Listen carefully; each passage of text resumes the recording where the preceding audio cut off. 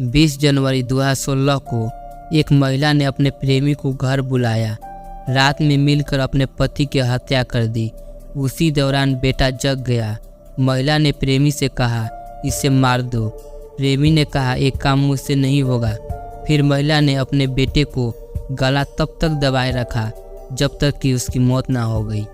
हमारी इस murder mystery series में आज की कहानी गोरखपुर से है, जिसका नाता उस वक्त के सीएम की सुरक्षा में तैनात व्यक्ति से रहा है। तो आइए जानते हैं वो कौन थी महिला और क्यों अपने पति और बेटे को गला घोंटकर मार डाली। पर इससे पहले हमारे चैनल को सब्सक्राइब नहीं किए हैं तो चैनल को सब्सक्राइब कर बेल आइकन जरूर दबा लीजिएगा।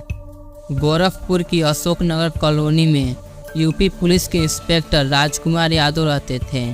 उनके साथ उनके छोटे भाई ओम प्रकाश यादव और माँ बागेश्वरी देवी साथ रहती थी।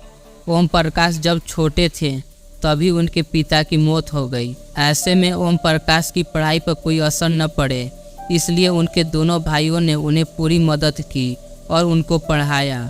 परिवार का पूरा समर्थन मिला तो ओम प्रकाश ने पूरी मेहनत से पढ़ाई की और आँख के बढ़िया डॉक्टर बन गए। 2007-8 की बात है। ओम प्रकाश आँखों का इलाज करने लगे थे। परिवार वालों ने तय किया कि अब शादी कर दी जाए। बात शुरू हुई तो सिंगापुर के एक परिवार से रिश्ता आया। ये परिवार पहले गोरखपुर में रहता था, बाद में सिंगापुर में बस गया। दोनों की शादी हो गई। सिंगापुर में पली बड़ी लड़की को यहाँ सब कुछ अजीब लगता। उसे यहाँ घुटन महसूस होने लगी। 6 महीने ही बीते कि वह सिंगापुर लौट गई। फिर से पहले की तरह बैंक में नौकरी करने लगी। पहली शादी में 6 महीने बाद ही तलाक हो जाने के बाद परिवार ओम प्रकाश के लिए दूसरा रिश्ता खोजने लगा। अब चूँकि ओम प्रकाश डॉक्टर थे, इसलिए उनके लिए तलाकशुदा नहीं बल्कि नई लड़कियों के रिश्ते आ रहे थे। इसी दौरान दीपचंद यादव की बेटी अर्चना यादव की रिश्ता भी आया। दीपचंद गाजीपुर के ही थे, लेकिन पीएससी में होने के बाद वह पूरे परिवार के साथ लखनऊ में बस गए। 2012 में सपा सरकार बनने के बाद वे अखिलेश यादव की सुरक्षा में तैनात रहे। 2009 में अर्चना और ओम प्रकाश की शादी हो गई।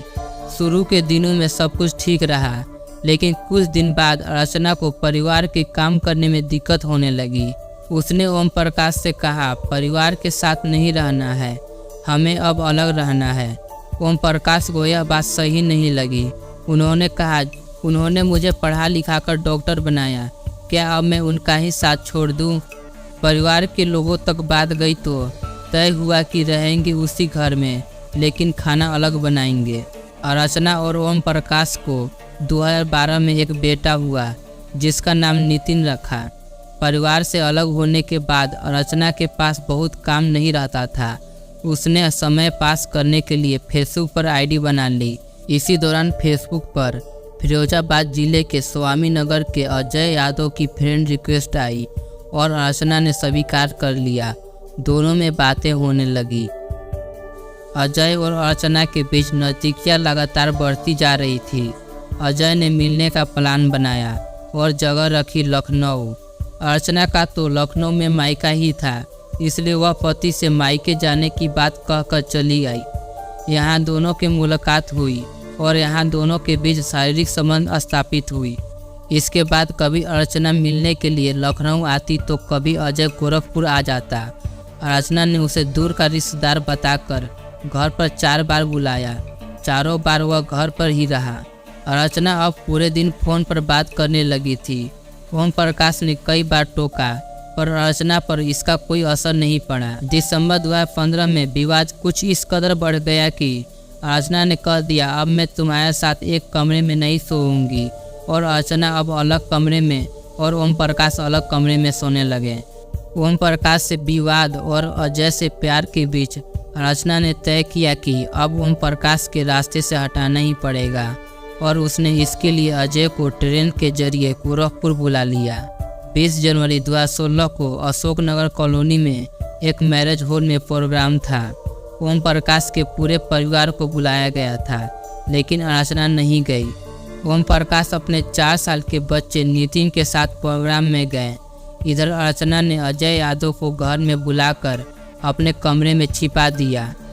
रात 10 बजे ओम प्रकाश घर लौटे और दूसरे कमरे में बेटे के साथ सोने लगे। रात 12 बजे अर्चना और अजय कमरे में आए और बेड के बल लेटे ओम प्रकाश के सिर के निचले हिस्से में अजय ने हथौड़ों से पूरी ताकत के साथ वार किया। तुरंत दूसरा और तीसरा वार भी कर दिया। ओम प्रकाश की मौके पर मौत हो गई। हथौड़े के वार से बेड पर लेटा बेटा नितिन उठ गया। खून देखा तो रोने लगा। अर्चना ने उसे उठाकर अपने सीने से लगाते हुए अजय से कहा, इसने सब कुछ देख लिया है, ये सबको बता देगा, इसलिए इसे भी मार दो। अजय ने बच्चे की हत्या करने से मना कर दिया। अजय ने कहा, बच्चे के क्या कसूर है, मैं इसे नहीं मार सकता। अर्चना बोली, अगर तुम नहीं मार सकते तो मैं इसे मार देती हूँ। इतना कहने के बाद उसने अपने ही बेटे का गला इतनी जोर से तब तक दबाए रखा जब तक बेटे का मौत नहीं हो गई।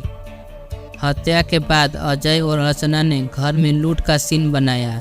सारा सामान बिखेर दिए, अलमारी में रखे पैसे निकाल लिए, कमरे की कुंडी को तोड़ दिया। इसके बाद अर्चना को दूसरे कमरे में भेजकर अजय भाग गया। 21 जनवरी की सुबह घर की तीसरी मंजिल पर काम करने जा रहे मजदूर की नज़र दूसरी मंजिल के ओम प्रकाश के रूम पर गई तो हल्ला मच गया। मजदूर भागकर नीचे गए और माँ बागेश्वरी और पड़ोसियों को बताया। दूसरे कमरे से अर्चना लगातार चिल्ला रही थी कि क्या हुआ, दरवाज़ा खोलो। लोगों की भीड़ लग गई। शाहपुर थाने के प्रभारी आनंद प्रसाद शुक्ला पुलिस फोर्स के साथ मौके पर पहुंचे। भाई की हत्या की खबर सुनते ही बलरामपुर जिले के उतरौला थाने में तैनात राजकुमार यादव भागकर घर पहुंचे। दूसरी तरफ अर्चना के पिता दीपचंद यादव भी गोरखपुर पहुंच गए। सीएम आवास से कातिल को पकड़ने के लिए फोन आ गया। उस वक्त के डीआईजी आर.के. चतुर्वेदी और एसएसपी लव कुमार पर केस को स्लो करने का दबाव बढ़ गया।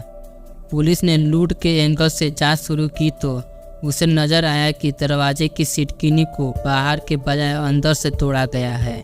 पुलिस को ओम प्रकाश की मां बागेश्वरी देवी ने बताया कि अर्चना और ओम प्रकाश के बीच हमेशा झगड़ा होता था। दिसंबर 2015 से ही दोनों अलग अलग कमरे में सोने लगे थे। अब पुलिस को शक अर्चना पर बढ़ गया, लेकिन पुलिस उससे पूछताछ करने की हिम्मत नहीं जुटा पाती। उसे डर था कि कहीं अर्चना निर्दोष निकली तो पुलिस विभाग की किरकिरी हो जाएगी। पुलिस ने इससे पहले अर्चना की कॉल डिटेल और फेसबुक मैसेज निकाल लिए। पुलिस को अजय का सुराग लग गया। उसे फिरोजाबाद से गिरफ्तार कर लिया गया। पुलिस ने पूछताछ की तो उसने सब कुछ उगल दिया। पुलिस ने तुरंत अर्चना को गिरफ्तार कर लिया। एसएसपी लव कुमार ने 22 जनवरी को पूरा केस खोल दिया। उन्होंने डीआईजी आर.के. चतुर्वेदी के साथ प्रेस कांफ्रेंस की। बताया कि अजय यादव 20 जनवरी की रात घर आया और उसने अर्चना के साथ शारीरिक संबंध बनाए। रात 12 बजे हत्या करने के बाद उसने फिर से शारीरिक संबंध बनाए और उसके बाद घर से निकल गया।